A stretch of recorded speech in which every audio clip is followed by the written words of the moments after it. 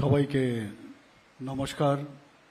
যতন কলঙ্কা আজকে এখানে এবং ভার্চুয়ালি যে 14 দেবতাবাড়ি the foundation stone laying program of development of tourism infrastructure ADB ফান্ডের মাধ্যমে যে এখানের আয়োজন, সেই আয়োজনে আমাদের মাঝে উপস্থিত আছেন যিনি একটু আগে ওনার মূল্যবান বক্তব্য আমাদের সামনে রেখেছেন এবং যার উদ্যোগে আজকে পর্যটন ত্রিপুরা রাজ্যে একটা বিশেষ স্থানে সারা ভারতবর্ষের মধ্যে চলে আসছে ত্রিপুরা সরকারের মাননীয় মন্ত্রী শ্রী সুশান্ত চৌধুরী মহোদয়। আমাদের মাঝে ভার্চুয়ালি আমাদের উপস্থিত আছেন ত্রিপুরা সরকারের প্রাক্তন মন্ত্রী এবং প্রাক্তন আমাদের বিধানসভার যিনি স্পিকার এবং খয়েরপুর এলাকার মাননীয় বিধায়ক শ্রী রতন চক্রবর্তী মহোদয়। উনিও ওনার বক্তব্য আমাদের সামনে রেখেছেন। দীর্ঘ ইতিহাস ত্রিপুরা রাজ্যের কথাও উনি বলেছেন। আমাদের মাঝে উপস্থিত আছেন এই সিপাহীজলা ডিস্ট্রিক্টের যিনি সভাধিপতি শ্রীমতী সুপ্রিয়া দাস দত্ত মহোদয়া। উপস্থিত এই এলাকার যিনি জনপ্রিয় বিধায়িকা আমাদের সবার প্রিয় শ্রীমতী অন্তরা সরকার দেব মহোদয়া, যিনি স্বাগত ভাষণ আমাদের সামনে রেখেছেন। আজকের এই অনুষ্ঠানকে কেন্দ্র করে ত্রিপুরা সরকারের ট্যুরিজম ডিপার্টমেন্টের সেক্রেটারি মহোদয় শ্রী ইউকে চাকমা, উনিও বিস্তারিত আলোচনা আমাদের সামনে রেখেছেন। ডিএম এবং কালেক্টর এই সিপাহীজলা ডিস্ট্রিক্টের doctor Siddharth Shiv Jaiswal, superintendent of police Shri Bijay Debbarma মহোদয়, Prashant Badal Negi, managing director Tripura tourism development corporation limited. উনিও আমরা যখন এখানে এলাম তখন উনি বললেন আমাদের দুই জায়গার আজকের যে ইনফ্রাস্ট্রাকচার ডেভেলপমেন্টের পর্যটন বিভাগ থেকে কি কি হচ্ছে সেই বিষয়ে উনি আমাদেরকে জানালেন। তাছাড়া আমাদের মাঝে উপস্থিত আছেন ফিজিক্যালি এখানে এবং ভার্চুয়ালি খয়েরপুরে যারা নির্বাচিত জনপ্রতিনিধিগণ এবং ট্যুরিজম ডিপার্টমেন্টের যারা আধিকারিক থেকে শুরু করে কর্মচারীবৃন্দ এবং মন্দির কমিটির যারা সদস্যরা এখানে উপস্থিত আছেন এবং বিশিষ্ট ব্যক্তিবর্গকেও দেখতে পাচ্ছি এখানে। নিশ্চয়ই আমাদের যে চতুর্দশ দেবতার প্রাঙ্গণও নিশ্চয়ই উপস্থিত আছেন এবং এখানে এবং ওই এলাকার যারা এলাকাবাসী বৃন্দ এবং আমার প্রিয় সাংবাদিক বন্ধুরা, সবাইকে এখানে উপস্থিত থাকার জন্য হার্দিক অভিনন্দন ও শুভেচ্ছা জানাচ্ছি। যখন মাননীয় বিধায়িকা বারবার এখানকার এই রিলিজিয়াস যে পর্যটন কেন্দ্র তার উন্নয়নের যখন কথাবার্তা এবং উনি আবদারও রেখেছিলেন, তো সেই উপলক্ষে আমি ভাবলাম যে অ্যাপ্রোচ রোডও তো ভালো করতে হবে। কারণ আমরা দেখেছি মেইন রোড থেকে যেটা ন্যাশনাল হাইওয়ে, সেই রোড থেকে এখানে ঢুকতে গেলে প্রচণ্ড অসুবিধা হতো। তা আমি যখন পিডাব্লিউডি ডিপার্টমেন্টের যারা ইঞ্জিনিয়ার আছে ওনাদেরকে আমি বললাম, আমাদের সেক্রেটারি মহোদয়কে বললাম যে এই রাস্তার উন্নয়ন অত্যন্ত ভালোভাবে যেন হয় সেটা দেখার জন্য। প্রথমে ওনারা শুরু করেছিলেন, কিন্তু দেখা গেল সেটা যা এক্সিস্টিং যে রাস্তা ছিল সেই রাস্তাটাই ওনারা প্ল্যানিং করেছিল, সেই রাস্তাটা ওনারা যা ডেভেলপমেন্টের সেটা করবে। আমি বললাম না, আরেকটু বাড়াতে হবে, কারণ বারবার সম্ভব নয়। কারণ আমি জানতাম আজকের এখানে যে আমাদের যে টিভির মাধ্যমে আমাদের দেখালো যে কি সুন্দর এখানের ইনফ্রাস্ট্রাকচার ডেভেলপ হচ্ছে, তো বাইরের থেকে যখন মানুষ আসবে যদি রাস্তাটা একটু বড় না হয় তাহলে সমস্যা হবে। তো সেই দিকে আমাকে জানালো এবং জানানোর পর সেটা বাড়ানো হয়েছে এবং যে মেইন রোড থেকে এই কমলা সাগরের এই কসবেশ্বরী মন্দিরের যে ডিস্টেন্স প্রায় 13 কিলোমিটার, 13 কিলোমিটার, এবং সেখানে 34 করোড় এর জন্য এস্টিমেটেড খরচ হয়েছে। এবং আপনাদের অবগতির জন্য জানাচ্ছি, আজকে যখন আসছিলাম, আর আগেও আমি এসছি, খুব অল্প সময়ের মধ্যে কিন্তু আমি চলে এসেছি এখানে। অর্থাৎ অন্যান্য যারা পর্যটকরা বাইরের থেকে আসবে, তারা কিন্তু তাদের পক্ষে অনেক সুবিধা হবে। এবং যা এখানে আজকে আমরা জানলাম যে প্রায় 51 কোটি টাকার উপরে কসবেশ্বরী মন্দির এবং চতুর্দশ দেবতার যে নতুন আঙ্গিনায় যে সাজানো হচ্ছে, প্রায় 51 কোটি টাকা এবিডি ফান্ড থেকে আমরা নিয়েছি। বন্ধুগণ, আপনারা সবাই জানেন যে আমরা যে বাজেট ছিল, সেই বাজেট 2024-25-এ আমাদের বাজেট ছিল 27,000 কোটি টাকা। এবং সেই জায়গায় আমরা গত বছরের যে বাজেট 25-26-এ, সেখানে আমরা প্রায় 34,000 কোটি টাকা আমরা রেখেছি। অর্থাৎ এক জাম্পে আমরা প্রায় 4,000 কোটি টাকা আমরা সেখানে চলে গেছি। মাননীয় প্রধানমন্ত্রীজি বারবার বলছেন যে যে কোনো জায়গায় ডেভেলপমেন্ট সম্ভব হবে যদি ইনফ্রাস্ট্রাকচার ডেভেলপমেন্ট হয়। এবং ইনফ্রাস্ট্রাকচার ডেভেলপমেন্টের জন্য মাননীয় প্রধানমন্ত্রীজি বারবার বলার সুবাদে আমরা 7,000 কোটি টাকা আমরা ইনফ্রাস্ট্রাকচার ডেভেলপমেন্ট আমরা বাজেটে রেখেছি। এখন আমাদের যে বাজেট, ইনফ্রাস্ট্রাকচার তো বিভিন্ন কারণে আমাদের করতে হয়, স্কুল হোক, হেলথের বিষয়ে হোক, আজকে খেলাধুলার বিষয়ে হোক, পর্যটনেরই হোক, সব দিকে আমরা এই ইনফ্রাস্ট্রাকচার ডেভেলপমেন্টের জন্য আমরা কাজ করছি। তো মাঝে মাঝে আমাদের যে এক্সটার্নাল এইডেড যে প্রজেক্ট, তার জন্য আমাদের নিতে হয়। তো আমাদের অন্যান্য যে 3 বছরের জন্য যে মেইন ল্যান্ডের, সেখানে কিন্তু ক্যাপিং নেই। আমাদের 4,000 কোটি টাকার বেশি আমরা এক্সটার্নাল এইডেড থেকে আমরা বেশি আমরা টাকা নিতে পারবো না।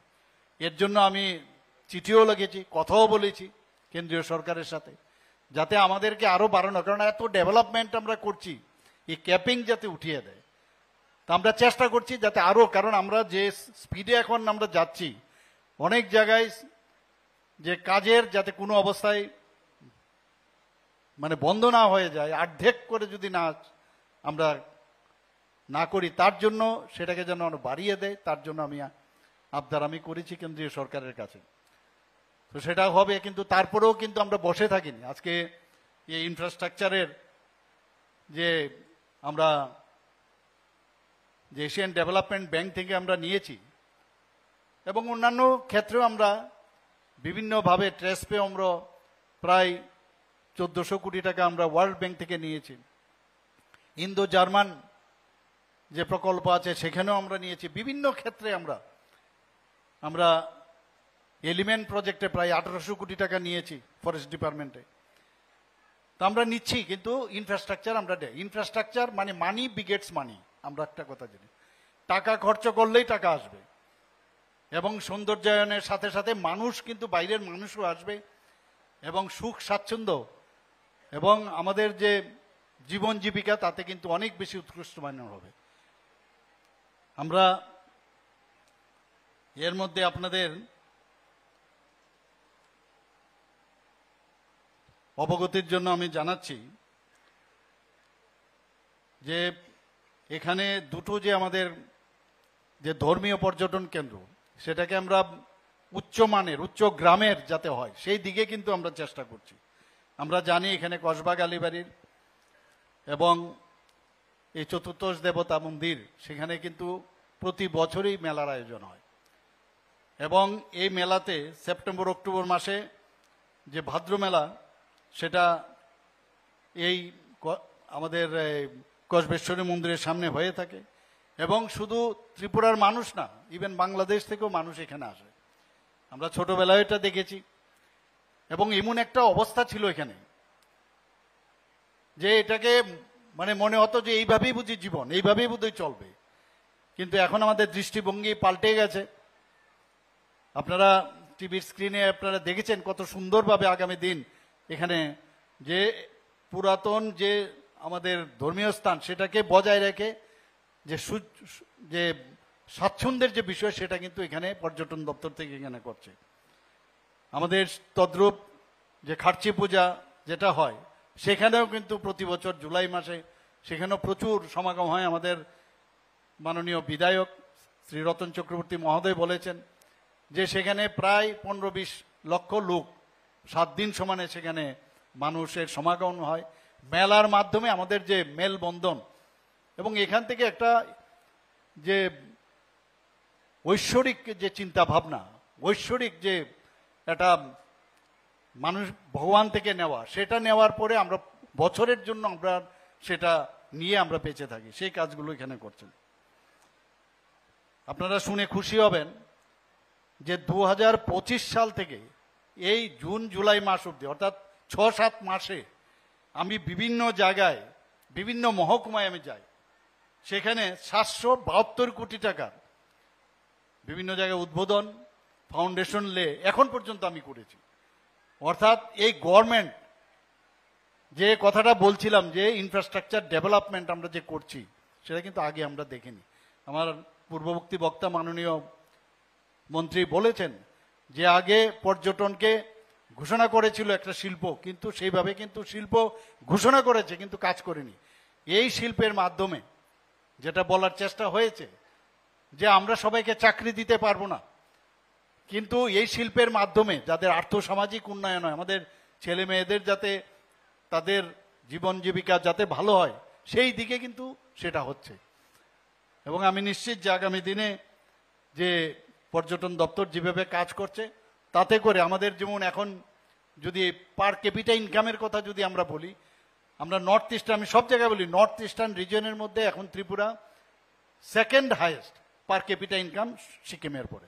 সিকিমে কি আছে, ছোট রাজ্য, 7 লক্ষ লোক ওখানকার বসবাস, কিন্তু শুধু পর্যটনের উপর ভিত্তি করে সেখানকার জিডিপি কিন্তু অনেক বেশি। তো নর্থ ইস্টের এই 8টা স্টেটের মধ্যে আমরা কিন্তু এখন এই সেকেন্ড হাইয়েস্ট আমরা হয়েছি। এবং এইভাবে যদি পর্যটন আরও বাড়তে থাকে তাহলে আমি নিশ্চিত যে সেটা আমরা হয়তো আগামী দিনে একটা হেলদি কম্পিটিশন যেটা হচ্ছে সিকিমের আগেও আমরা চলে যেতে পারি।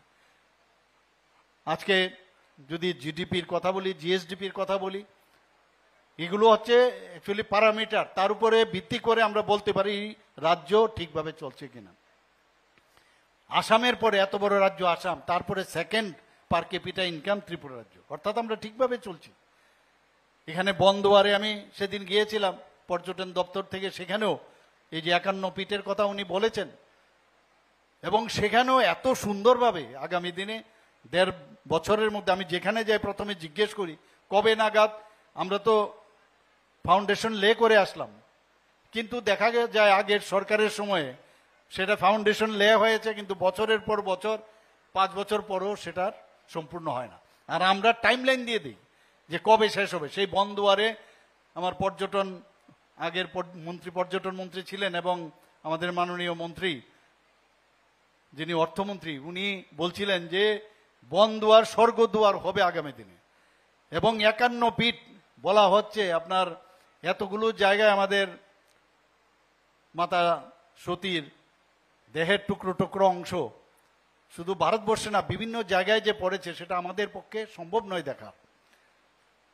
এবং উনি যেভাবে আত্মহুতি দিয়েছেন, যে বাবার বিরুদ্ধে উনি বিয়ে করেছিলেন, তো সেই জায়গায় বাবা ক্রুদ্ধ হয়ে সেখানে যজ্ঞ করলেন, সব দেবতাকে নিমন্ত্রণ করেছেন, কিন্তু শিব ঠাকুরকে এবং আমাদের সতী দেবীকে নিমন্ত্রণ করেনি। এই কিন্তু মহাদেবের অনুমতি না নিয়ে উনি সেখানে পৌঁছান, আমরা সবাই জানি কাহিনীগুলো। এবং সেখানে যাওয়ার পর উনার বাবা উনাকে তিরস্কার করলেন যে তুমি কেন আসেন, এবং মহাদেবকে পর্যন্ত গালিগালাজ করলেন। এবং সেই সতীর মানে মহাদেবকে উনার স্বামীরকে গালিগালাজ দেওয়ার জন্য উনি সেই যজ্ঞের মধ্যে আত্মহতি দিয়েছিলেন। তারপরে সেখানে মহাদেব যখন শুনলেন, তার সমস্ত শরীর নিয়ে আপনারা সবাই জানেন কিভাবে সমস্ত পৃথিবীর মধ্যে এমন একটা অবস্থা হয়েছিল যে এই দেহ নিয়ে চারিদিকে এবারে মানে ভয়ঙ্কর নৃত্য। তখন যখন এই টুকরো টুকরো করতে বাধ্য হলো, সৃষ্টিকে রক্ষা করতে হবে, এবং বিষ্ণু মহাদেব ভগবান বিষ্ণু যখন এটাকে টুকরো টুকরো করলো চক্র দিয়ে, তারপরে কিন্তু এই টুকরোগুলো আমাদের এখানেও ত্রিপুরাতে পড়েছে, কিন্তু বাকিগুলো আমরা দেখতে পারবো না। তো সেই জায়গায় আজকে এই 51 পীঠ যখন মাননীয় প্রধানমন্ত্রী যে এইবারের একটা প্রোগ্রামে আমি গিয়েছিলাম, উনি বললেন যে যে কোনো রাজ্যে আমাদের যখন মুখ্যমন্ত্রীদের সম্মেলন হয়, উনি বলেছেন भाई आप लोग अपना अपना राज्य में एक जगह बनाइए जहां पर ठीक है बहुत सारे आपका टूरिज्म स्पॉट होगा, लेकिन एक ऐसा स्पॉट बनाइए ताकि वर्ल्ड क्लास वर्ल्ड स्टैंडर्ड हो, ताकि पूरा दुनिया वाले यहाँ पर आए। तो আমার মনে হয় যে 51 পীঠ হচ্ছে যে ইতিহাস আমরা জানি বা জানলাম, আমি জানি না weather I am wrong or not, যতটুকু আমার মনে পড়ছে আমি এটুকু বললাম। সেখানে এই বনদুয়ারে স্বর্গদ্বার আমি নিশ্চিত যে আগামী দিন হবে।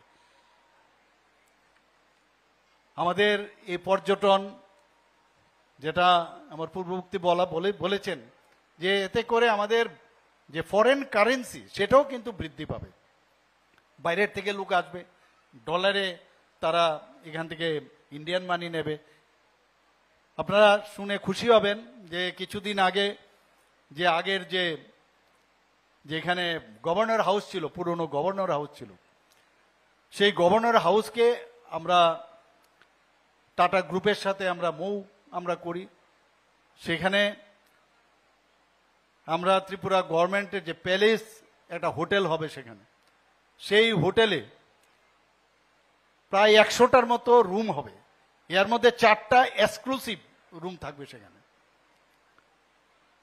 সেই এক্সক্লুসিভ রুমের এক একটা রুমের দাম হবে প্রায় মানে প্রতিদিন খরচ হবে প্রায় 1.5 লাখ থেকে 2 লাখ টাকা বা বেশি হতে পারে, যা আমাদের বলল।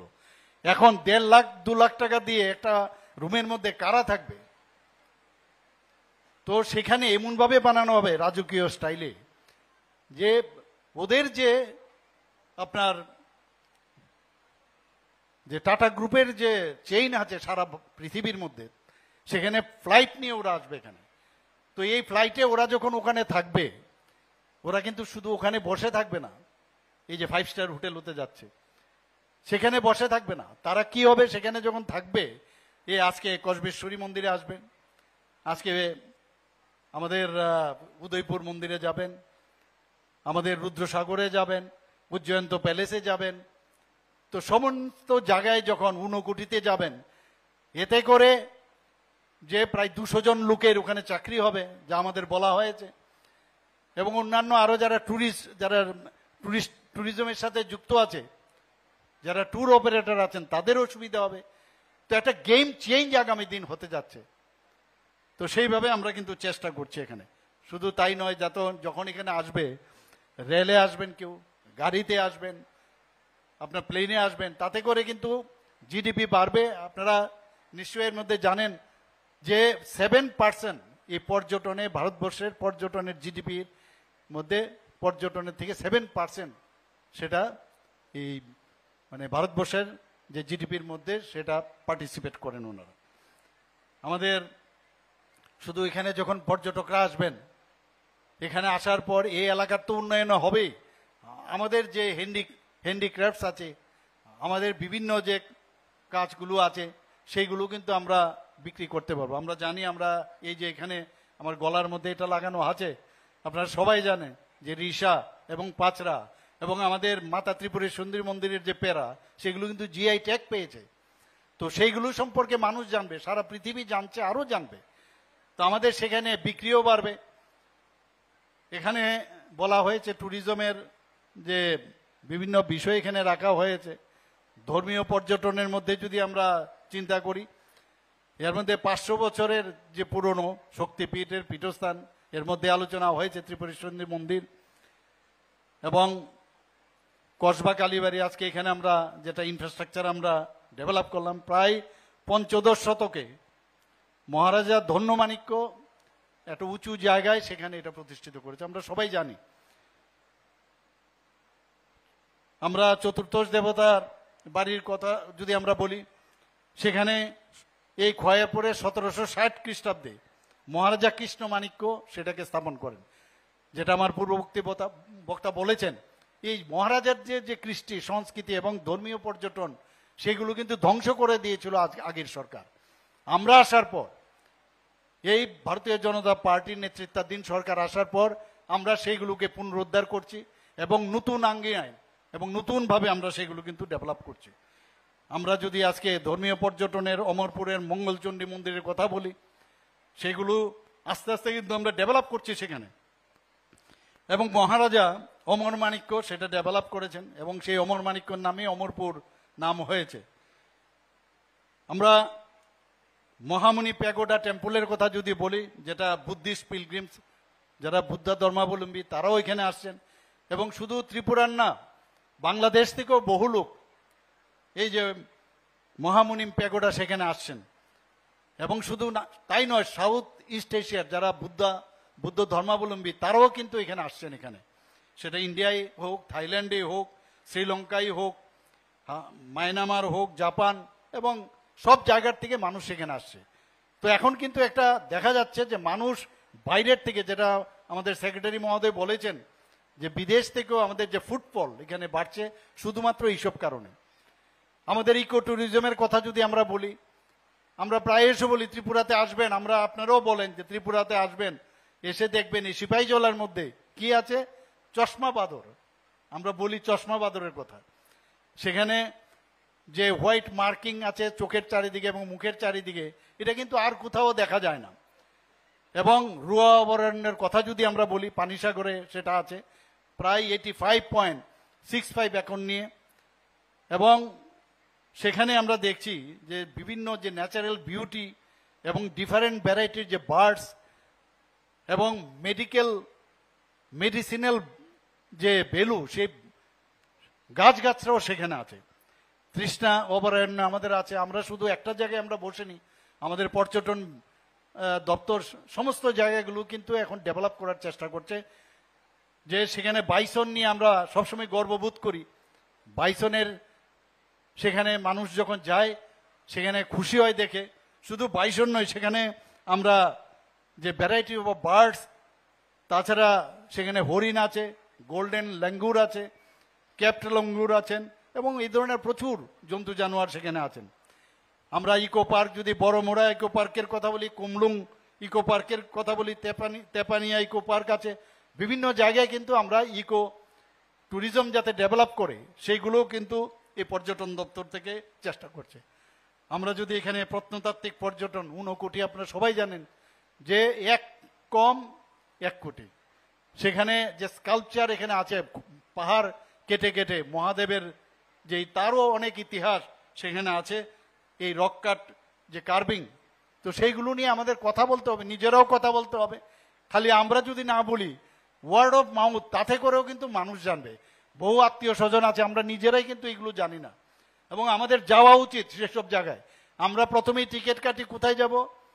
আমরা প্রথমেই রওনা দিই, আমরা যেটা আমার মাননীয় মন্ত্রী বলেছেন যে বিভিন্ন বদ্রীনাথ যেতে হবে, আমাদের কলকাতা যেতে হবে, কালীঘাট যেতে হবে, কিন্তু আমাদের নিজেদেরকে আমরা নিজেরা জানি না। এবং অনেক সময় আমার মনে হয় যে আমরা বলি সবচেয়ে মন্দিরে আমাদের যে মোমবাতি জ্বালালে নিচটাই সবচেয়ে বেশি অন্ধকার, আমরা নিজের বিষয়ই জানি না। ত্রিপুরাতে এতগুলো জায়গা আছে, বক্সনগরে যে বুদ্ধিস্ট স্তূপা, সেটা দেখার মতো।